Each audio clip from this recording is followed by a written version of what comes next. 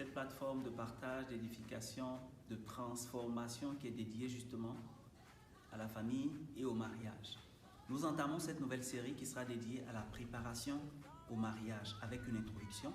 Et les autres mercredis qui vont suivre, nous allons nous focaliser sur des points très sensibles auxquels il faudra faire attention lorsqu'on souhaite se marier.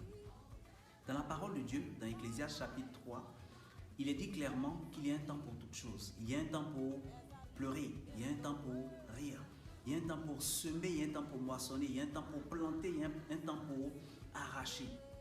Cela nous permet de comprendre clairement qu'il y a une notion de préparation pour toute chose. Et mieux, il y a une notion de saison pour toute chose. Il y a une saison qui est dédiée à toute chose.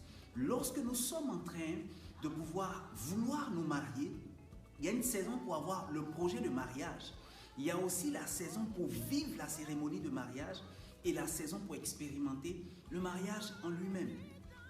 C'est pour cela que les Anglais font une différence majeure et notoire entre wedding et marriage.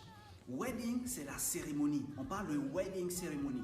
Et marriage, c'est le mariage. C'est la vie après le mariage ou l'expérience du couple après la cérémonie de mariage. Et pourquoi c'est si important?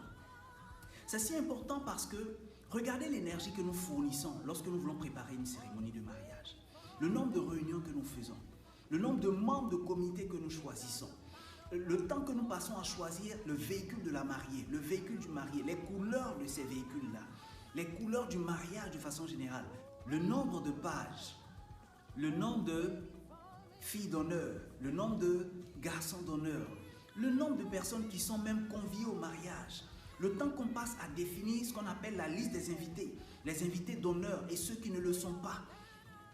Quelle serait la musique par laquelle la mariée va rentrer, la musique qui va accueillir le marié, le balai de fin, la forme du gâteau de mariage, le parfum du gâteau de mariage. Regardez le temps et l'énergie qu'on fournit à pouvoir préparer la cérémonie. Est-ce que nous fournissons autant de temps et d'énergie à préparer le mariage lui-même? Si nous prenons le temps même pour définir le trajet des mariés, le convoi des mariés, avant et après chaque cérémonie, à combien plus forte raison serait-il important de penser au trajet des mariés après la cérémonie?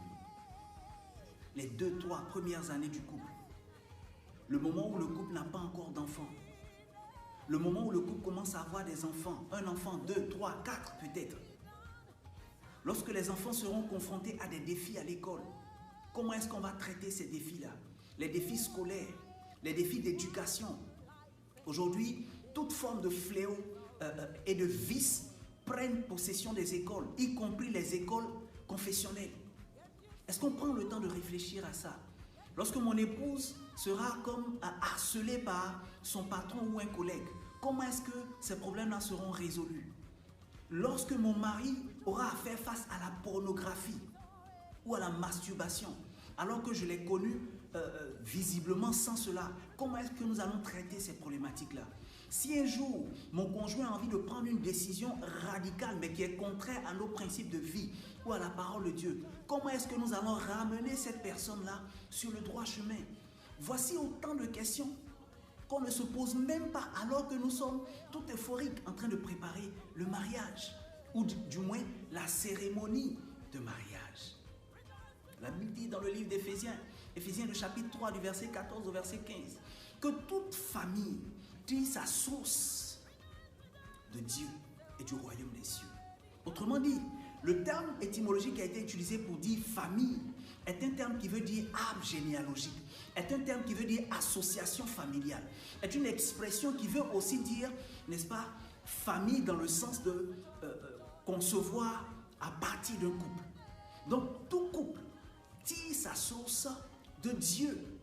Et donc si Dieu est la source de toute famille, toute personne ou tout couple qui décide de se mettre ensemble pour bâtir une famille doit pouvoir bâtir cette famille-là sur le Christ. La Bible dit, lorsqu'il était en train de s'adresser à Pierre, il lui dit, tu es Pierre, Et sur cette pierre, je bâtirai mon église. Et le pouvoir de l'enfer ne prévaudra point contre l'église ou contre toi. Donc la réalité, c'est que lorsque nous bâtissons notre maison, nous bâtissons notre foyer, nous bâtissons notre famille, dans l'expression ou la notion de préparation sur le Christ, le rocher des siècles, eh bien, le vent peut souffler, la tempête peut venir, la pluie peut arriver. Mais parce que la maison est bâtie sur le rocher, cette maison-là, elle résiste indéfiniment. Une action pour aujourd'hui. Que tu sois marié ou pas, que vous soyez déjà en couple ou pas, commencez à vous poser des bonnes questions. Quelles sont les priorités pour ma vie? Quelles sont les valeurs les plus importantes pour moi? Quelles sont les valeurs sur lesquelles je veux bâtir ma relation, mon couple, mon mariage?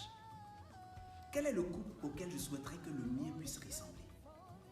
Quels sont les modèles auxquels je souhaiterais que mon épouse, mon époux, mon conjoint puisse ressembler?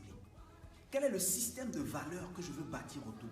Voilà autant de questions qu'il faut se poser. Une prière pour aujourd'hui.